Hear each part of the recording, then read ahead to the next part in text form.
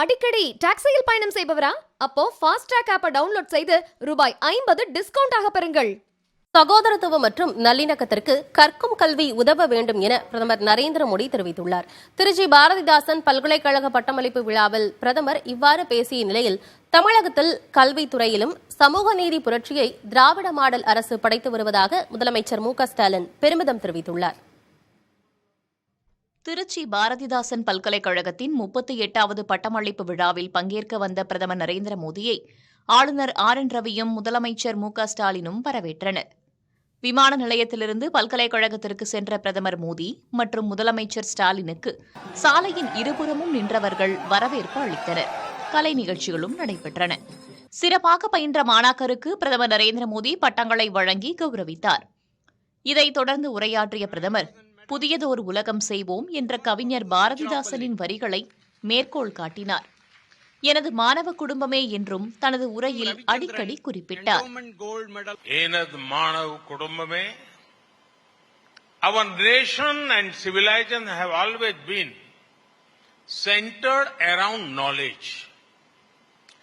Some of the ancient universities, such as Nalanda and Takshashila, are well known. Similarly, there are references of places like Kanchipuram housing great universities, Gangaikond Cholpuram and Madurai were also great seeds of learning.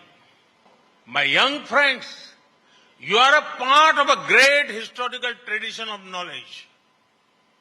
Enad Manav Kudumbame, universities play a crucial role in giving direction to any nation.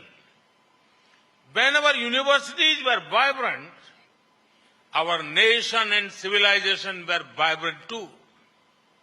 Whenever nation was attacked, our knowledge system were targeted immediately. விழாவில் பேசிய முதலமைச்சர் மு.க.ஸ்டாலின், அனைவருக்கும் கல்வி என்பதே திராவிட model ஆட்சி என்றார். கல்வியில் சிறந்த என்ற எந்த பட்டியல் எடுத்தாலும் அதில் தமிழ்நாட்டு கல்வி நிறுவனங்கள் தான் அதிகமாக இடம்பெற்றிருக்கும். 100 ஆண்டுகளுக்கு முன்னாடி நீதி கட்சி ஆட்சி காலத்தில் கல்விக்காக போடப்பட்ட பிறகுதான் இன்னைக்கு வளர்ந்து கல்வியை சிறந்த மாநிலமா நாம் உயர்ந்து நிற்கிறோம்.